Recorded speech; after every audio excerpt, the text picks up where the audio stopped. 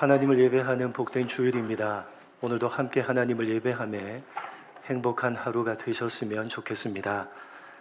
전체 66권으로 되어져 있는 성경 말씀은 이 세상 역사 속에서 일어난 모든 일들을 다 기록하고 있지 않습니다. 만약에 세상에 일어난 모든 일들을 다 기록했다면 66권으로는 어림도 없었을 것입니다. 세상 역사 속에서 일어난 수많은 일들 가운데 성경은 하나님의 구원 역사, 하나님의 구속사에 대한 기록입니다. 그렇기 때문에 성경 66권의 주인공은 언제나 사람이 아니라 하나님이십니다. 우리들이 생각하기에 아무리 대단해 보이고 아무리 훌륭해 보이는 사람이라 할지라도 결코 성경의 주인공이 될 수 없습니다. 조연에 불과할 뿐입니다. 창조주 하나님을 반역하고 죄를 범함으로 타락한 사람의 역사 속에서 하나님께서는 약속하신 구원의 역사를 펼쳐 가시는 것입니다. 그러므로 성경의 주인공은 바로 타락한 세상 가운데 장엄한 구원의 역사를 펼쳐가고 계시는 하나님이십니다. 그런데 많은 경우에 우리는 주인공이신 하나님이 아니라 조연에 불과한 사람을 중심으로 성경을 읽는 잘못된 경향을 가지고 있고, 그러한 잘못된 경향은 생각보다 훨씬 더 뿌리 깊게 우리 안에 자리 잡고 있는 것이 사실입니다. 하나님 중심의 신본주의가 아니라 사람 중심의 인본주의에 익숙해져 있는 것입니다. 여러분, 성경의 주인공은 하나님이십니다. 그렇기 때문에 성경을 읽을 때 우리는 사람이 아니라 주인공이신 하나님을 중심으로 읽고 이해를 해야지만 바르게 읽고 바르게 이해할 수가 있게 되는 것입니다. 조연에 불과한 사람을 중심으로 성경을 읽어버리면 주인공이신 하나님을 중심으로 기록을 하고 있는 성경의 진짜 중요한 내용들을 놓쳐버리게 되는 것입니다. 오늘 본문의 내용도 신본주의적인 시각을 가져야지만 제대로 해석해낼 수 있는 내용입니다. 창세기를 살펴보는 가운데 우리는 요셉에 대한 이야기를 살펴보고 있습니다.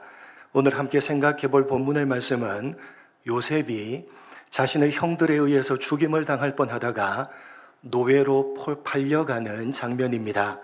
12절부터 36절까지가 살펴볼 내용이지만 너무 길어서 18절부터 20절까지만 본문으로 읽었습니다. 전체 내용을 정리하면 대략 이런 내용입니다. 요셉은 어렸을 때부터 형들과 사이가 좋지 않았고 두 번의 꿈 이야기 때문에 그 관계는 회복이 불가능할 정도로 심각하게 악화됩니다. 그러던 어느 날 아버지 야곱은 요셉을 불러서 멀리 양떼를 치러 나간 형들에게 보내서 형들과 양떼가 잘 있는지 확인하고 돌아와서 알려달라고 요청을 합니다. 그러한 아버지의 요청에 요셉은 형들이 있는 곳으로 갔지만 만날 수가 없었습니다. 왜냐하면 형들이 다른 곳으로 옮겨갔기 때문이었습니다. 수소문 끝에 간신히 형들을 찾아갔는데 요셉은 자신을 죽이려고 하는 형들에 의해서 구덩이에 던져졌고 겨우 목숨을 부지한 채 미디안 상인들에게 노예로 팔려버립니다. 그리고 형들은 집으로 돌아가서 아버지 야곱에게 요셉이 악한 짐승들에게 찢겨서 죽었다고 거짓말을 하면서 염소의 피를 묻혀서 조작한 요셉의 겉옷을 보여줍니다.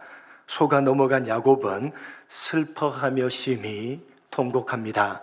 이러한 오늘 본문의 내용이 말하고자 하는 바를 제대로 해석해내기 위해서는 성경을 보는 올바른 시각을 가져야 합니다. 어떤 시각입니까? 하나님을 중심으로 하는 신본주의적인 시각을 가져야 하는 것입니다. 그렇지 않고 사람을 중심으로 하는 인본주의적인 시각을 가지게 되면 오늘 본문에서 아무것도 얻어낼 수가 없습니다. 왜냐하면 오늘 본문에 등장하는 그 어떤 사람도 괜찮은 사람이 없기 때문입니다. 오늘 본문에 나오는 사람은 야곱과 요셉 그리고 요셉의 형들입니다. 하나하나 살펴보면 괜찮은 사람이 전혀 없습니다. 먼저 요셉입니다. 지난번에도 살펴봤듯이 37장에 나오는 17살 요셉은 결코 그리 괜찮은 사람이 아니었습니다. 그렇지 않아도 형들이 자기에게 편하게 말을 하지 않을 정도로 노골적으로 미워하고 있는데도 형들이 기분 나빠할 만한 내용을 꿈을 꾸고 그 꿈을 형들에게 자랑질합니다. 그것도 2번씩이나 말입니다. 형들이 자기를 미워하는 줄을 몰랐다면 전혀 눈치가 없는 사람이고, 미워하는 줄 알면서도 꿈자랑질을 했다면 참으로 어리석은 철부지입니다. 그런데 성경을 더욱 세밀하게 살펴보면 요셉은 그것 이상으로 훨씬 더 못된 사람입니다. 37장 2절을 한번 보시겠습니다. 생각보다 요셉은 훨씬 더 나쁜 사람입니다. 37장 2절 같이 읽겠습니다. 시작.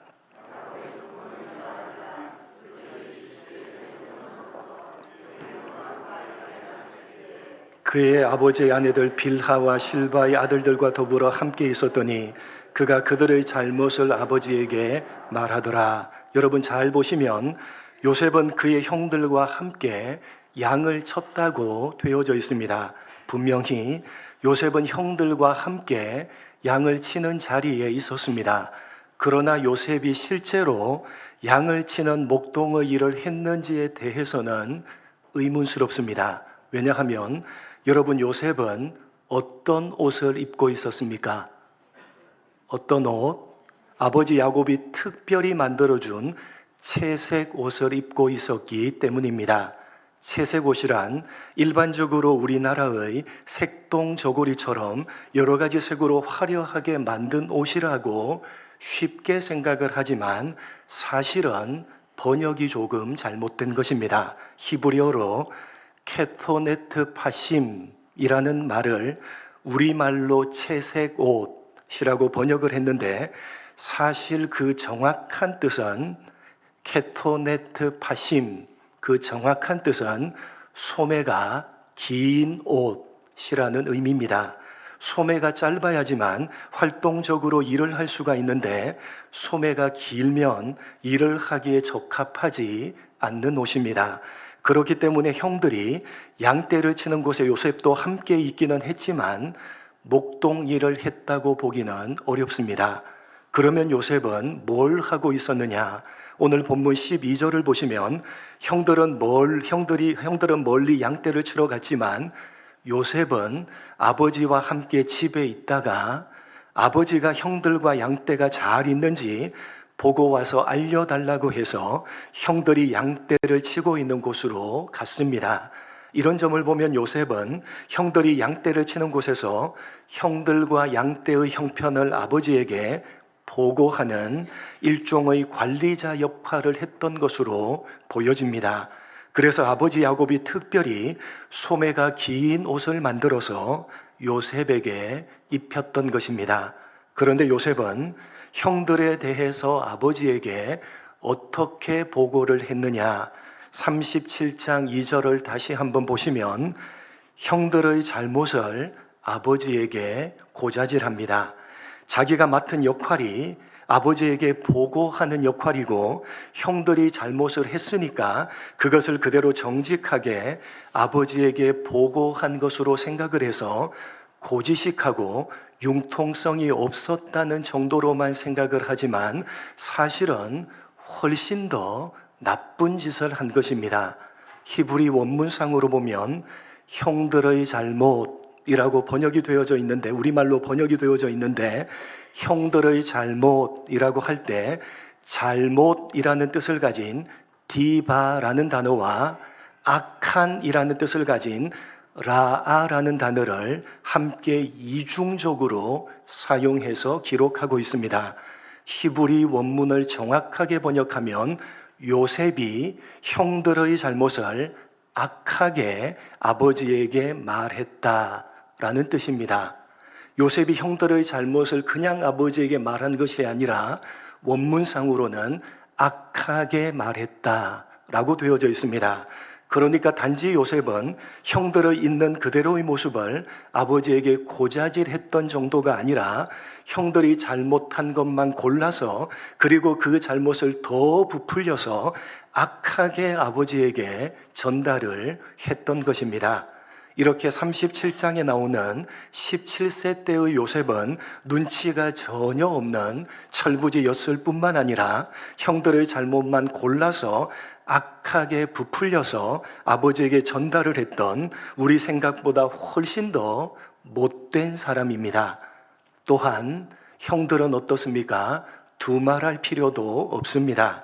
어떤 이유에서든지 자기 동생을 죽이려고 하다가 노예로 팔아버렸다는 것은 사람이라면 절대로 해서는 안 되는 일입니다. 그것도 우발적이 아니라 계획적입니다. 본문 18절로 20절 읽어보겠습니다. 같이 읽겠습니다. 요셉이 그들에게 가까이 오기 전에 그들이 요셉을 멀리서 보고 죽이기를 꾀하여 서로 이르되 꿈꾸는 자가 오는도다. 자, 그를 죽여 한 구덩이에 던지고 우리가 말하기를 악한 짐승이 그를 잡아 먹었다 하자. 그의 꿈이 어떻게 되는지를 우리가 볼 것이니라 하는지라. 형들은 저 멀리서 요셉이 오는 모습을 보고 그가 가까이 오기 전에 죽이려고 계획을 세웁니다. 요셉을 죽여서 구덩이에 던지고 악한 짐승에게 잡아 먹혔다고 하자. 구체적인 살인 계획을 세웠을 뿐만 아니라 죽이고 난 이후에 어떻게 대처해야 할지에 대해서도 철저하고 치밀하게 계획을 세웁니다. 더군다나 본문 25절을 보시면 동생을 죽이려고 구덩이에 던져 놓고 난 이후에 형들은 태연히 앉아서 뭘 하고 있었다고 되어져 있습니까? 음식을 먹고 있었다고 되어져 있는 것을 보면 저들이 얼마나 악했는지를 짐작하고도 남습니다. 어떤 사람들은 죽이기를 반대했던 루벤과 죽이지 말고 노예로 팔자고 제안했던 유다에게 점수를 줍니다만 사실은 루벤과 유다는 요셉에 대한 원한이 상대적으로 적었습니다. 무슨 말이냐 하면 요셉이 형들의 잘못을 아버지에게 악하게 전달했을 때 루벤과 유다는 그 대상이 아니었습니다. 여러분 2절 말씀을 다시 보시면 요셉은 누구와 더불어 함께 있었다고 되어져 있습니까? 요셉은 빌하와 실바의 아들들과 더불어 함께 있었고 그들의 잘못을 아버지에게 말했다라고 되어져 있습니다. 루벤과 유다는 누구의 아들입니까? 누구의 아들이죠? 레아의 아들입니다. 레아는 요셉의 어머니인 라헬의 친언니고 빌하와 실바는 하녀들입니다. 그러니까 요셉은 이복 형제들 가운데 이모의 아들들은 제외하고 하녀의 아들들의 잘못을 악하게 아버지에게 고자질했기 때문에 루벤과 유다는 상대적으로 요셉에 대한 원한이 적었습니다. 그러나 어찌 되었건 간에 결국은 요셉을 죽이는 일에 함께 가담을 했다는 점에서 루벤과 유다도 별로 다를 것이 없습니다. 마지막으로 아버지 야곱은 어떻습니까? 사실 야곱은 이러한 모든 비극적인 일들의 원인을 제공했던 사람입니다.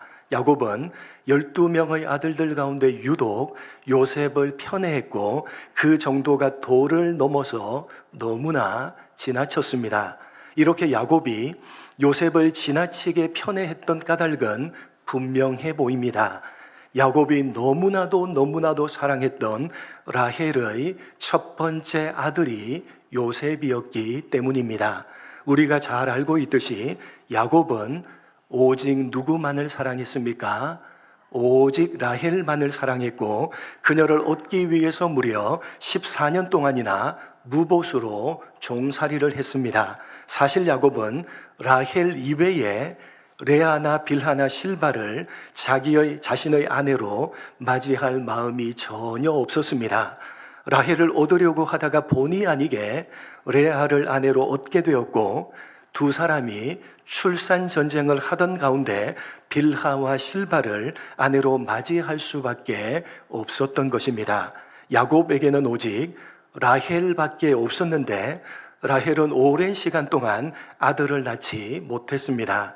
그러다가 어렵게 요셉과 베냐민이라는 두 아들들을 낳았는데 베냐민을 낳다가 라헬은 그만 죽어버립니다. 그래서 야곱은 요셉과 베냐민을 그 도를 넘을 정도로 편애를 했는데, 특히 사랑하고 사랑했던 라헬이 낳은 첫 번째 아들이었기 때문에 요셉을 지나치게 편애를 했던 것입니다. 그런 까닭에 야곱은 요셉에게만 특별하게 채색 옷, 정확하게는 소매가 긴 옷을 만들어서 입혔던 것입니다. 말씀드렸듯이 소매가 긴 옷은 활동하기에 적합하지 않기 때문에 당시에 몸을 써서 활동하면서 일을 하는 사람은 소매가 긴 옷을 입지 않았습니다. 그렇다면 당시에 소매가 긴 옷은 누가 입었느냐?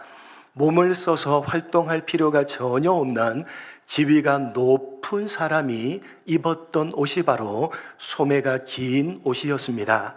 한 집안으로 말하면 그 집안의 족장과 족장의 후계자인 장자만 입었던 옷이 우리말로 채색 옷이라고 번역된 소매가 긴 옷입니다.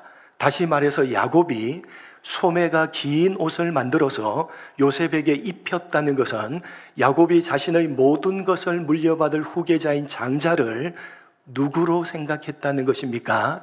요셉으로 생각을 했다는 것을 보여주는 것입니다. 야곱은 오직 라헬만이 자기가 사랑했던 진짜 아내였기 때문에 그 라헬의 장자인 요셉을 집안 전체의 장자로 삼으려고 했던 것입니다. 그래서 족장의 후계자인 장자만 입는 소매가 긴 옷을 요셉에게 입혔던 것이고, 다른 아들들이 양떼를 칠 때 관리자로 요셉을 세워서 돌아가는 상황을 보고하게 했던 것입니다. 그래서 형들이 요셉을 미워했던 것이고 죽이려고까지 했던 것입니다. 단지 잘못을 악하게 아버지에게 일러 바치고 꿈자랑질을 하며 아버지의 사랑을 독차지했기 때문이 아니라 아버지 야곱이 모든 위계 질서를 깨뜨리고 요셉에게 소매가 긴 옷을 입혀서 집안 전체의 장자로 세워서 형들까지 관리하도록 했기 때문에 형들의 입장에서는 죽이고 싶을 정도로 요셉이 미웠던 것입니다. 사실 모든 비극은 아버지 야곱으로부터 시작된 것입니다. 한 집안의 족장으로서 집안 전체의 질서를 세워야 했던 야곱은 오히려 집안 전체의 질서를 깨뜨려 버렸고 아들들도 제대로 통제하지 못했습니다. 그러다가 자신이 아버지 이삭을 속였듯이 아들들에 의해서 철저하게 속임을 당하게 됩니다. 족장으로서 전혀 자격이 없는 모습입니다. 이렇게 오늘 본문에 등장하고 있는 요셉의 형들, 그리고 야곱, 그 어느 누구 하나 괜찮은 사람이 없습니다. 한결같이 어리석고 한결같이 악할 뿐입니다. 성경은 그 누구도 드러낼 마음이 없는 것입니다. 그러나 여러분, 신본주의적인 시각을 가지고 오늘 본문을 보게 되면 성경의 의도가 무엇인지를 분명하게 알게 됩니다. 우리는 보이는 사람이 아니라 보이지 않게 숨어 계시는 하나님을 볼 수 있어야 되는 것입니다. 아무리 눈을 씻고 찾아봐도 오늘 본문에서 우리는 하나님이라는 단어를 단 한 번도 찾아볼 수가 없습니다. 그러나 보이지 않고 숨어 계시는 하나님을 볼 수 있어야 되는 것입니다. 눈에 보이는 모든 사람들의 어리석음과 악함에도 불구하고 하나님께서는 결국 당신의 뜻을 이루어 가시는 것입니다. 비록 눈에 보이지는 않지만 하나님께서는 여전히 일하고 계셨던 것입니다. 여러분, 먼 훗날에 요셉은 하나님을 단 한 번도 찾아볼 수가 없는 오늘 본문에 기록되어져 있는 이 일들을 회상하면서 이렇게 고백을 합니다. 먼 훗날의 요셉은 이렇게 고백합니다. 창세기 45장 5절입니다. 같이 읽겠습니다. 당신들이 나를 이곳에 팔았다고 해서 근심하지 마소서, 한탄하지 마소서. 하나님이 생명을 구원하시려고 나를 당신들보다 먼저 보내셨나이다. 7절과 8절입니다. 같이 읽겠습니다. 하나님이 큰 구원으로 당신들의 생명을 보존하고 당신들의 후손을 세상에 두시려고 나를 당신들보다 먼저 보내셨나니 그런즉 나를 이리로 보낸 이는 당신들이 아니요 하나님이시라. 하나님이 나를 바로에게 아버지로 삼으시고 그 온 집의 주로 삼으시며 애굽 온 땅의 통치자로 삼으셨나이다. 나를 팔려서 이리로 오게 하신 분은 형들 당신들이 아니라 누구시라? 하나님이시라. 먼 훗날의 요셉은 자신이 형들에 의해서 노예로 팔려가는 오늘 본문의 사건에 대해서 회상하면서 형들이 한 것이 아니라 그 모든 것들은 하나님께서 한 것이라고 고백을 하는 것입니다. 여러분, 오늘 본문 당시에는 그 누구도 몰랐습니다. 요셉도 몰랐고 형들도 몰랐고 야곱도 몰랐습니다. 그 누구도 당시에는 몰랐습니다. 당시 그들의 눈에는 하나님이 전혀 보이지 않았고 그 기록을 보고 있는 오늘 우리들의 눈에도 하나님이 전혀 보이지 않습니다. 그러나 먼 훗날에 요셉이 고백을 하고 있고 그 고백을 오늘 우리가 보고 있듯이 비록 눈에 보이지는 않지만 하나님께서 그때에도 여전히 일하고 계셨던 것입니다. 오늘 본문에서 우리는 그 하나님을 볼 수 있어야 되는 것이고 우리들의 삶에서도 그 하나님을 볼 수 있어야 되는 것입니다. 보이지 않고 숨어 계시지만 여전히 일하고 계시는 하나님을 볼 수 있어야 되는 것입니다. 사랑하는 성도 여러분, 하나님의 일하심은 우리들의 생각, 우리들의 기대와는 다른 것입니다. 우리가 상상하지 못하는 방법으로 일하십니다. 여러분, 당장 눈에 보이는 현실 때문에 너무 아파하거나 너무 원망하거나 좌절하지 마시기 바랍니다. 하나님께서는 그런 우리의 모든 것들을 합력해서 결국은 선을 이루어 가시는 분이십니다. 믿으시기 바랍니다. 믿으시기 바랍니다. 여러분, 오늘 본문 당시에는 그 누구도 몰랐습니다. 하나님이 전혀 보이지 않았기 때문입니다. 그러나 먼 훗날에 요셉은 물론이고 야곱과 형들까지 모두 다 그때에도 하나님께서 일하고 계셨다는 사실을 깨닫고 고백을 했습니다. 여러분, 언제나 그렇습니다. 여러분, 언제나 그렇습니다. 지나가고 있는 그 당시에는 알지 못합니다. 그래서 아파하고 원망하고 때로는 분노하기까지도 합니다. 그러다가 먼 훗날에 문득 그때도 하나님께서 일하셨음을 깨닫게 되는 것입니다. 여러분, 오늘 여러분의 눈에 하나님이 보이지 않으십니까? 여러분, 오늘 여러분의 눈에 하나님이 보이지 않으십니까? 지금 여러분의 눈앞에 당장 펼쳐지는 현실만 여러분의 눈에 보이십니까? 그러시다면 하나님이 전혀 여러분에게 보이지 않고 당장 눈앞에 펼쳐지는 현실만 여러분의 눈에 보이신다면, 그러시다면 오늘 본문이 말씀하고 있는 주님의 세미한 음성을 들으시기 바랍니다. 지금 눈에 보이는 너의 현실 가운데 하나님께서 숨어 계신다. 지금 당면하고 있는 너의 걸음걸음 가운데 하나님께서는 여전히 일하고 계신다. 네가 깨닫지 못하고 네가 알지 못해도 네가 인정하지 않아도 하나님께서는 여전히 일하고 계신다. 아파하고 슬퍼하고 힘들어하고 있는 그 모든 순간순간에 하나님께서는 당신이 하시고자 하는 일을 하시고자 하는 방식으로 여전히 일하고 계신다. 지금은 모를 것이다. 지금은 알 수가 없을 것이다. 아니, 그러나 먼 훗날에 비로소 깨닫게 될 것이고, 먼 훗날에 비로소 그때에도 하나님이 여전히 일하셨다는 사실을 알게 될 것이다. 세미하게 들려주시는 주님의 음성을 들으시기 바랍니다. 여러분, 오늘 본문이 외치고 있는 소리 없는 외침, 그러나 강력한 외침을 귀 있는 자가 되셔서 들으시는 여러분 모두가 되시기를 간절히 소망합니다. 하나님 아버지, 오늘 본문 그 어디를 찾아봐도 하나님이라는 단어, 하나님을 한 자락도 찾아볼 수가 없습니다.